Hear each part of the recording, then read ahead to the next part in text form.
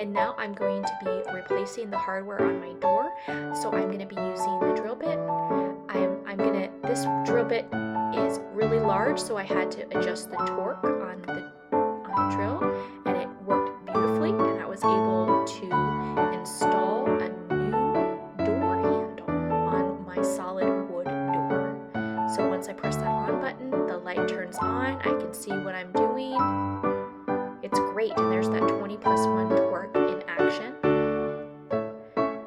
I hit that reverse button, and then I'm able to take that drill bit off and put my Phillips head screwdriver bit on and screw these in and install my new door handle. So helpful. Look at the light it gives me. And it's versatile, so little hands as well as big hands can use this.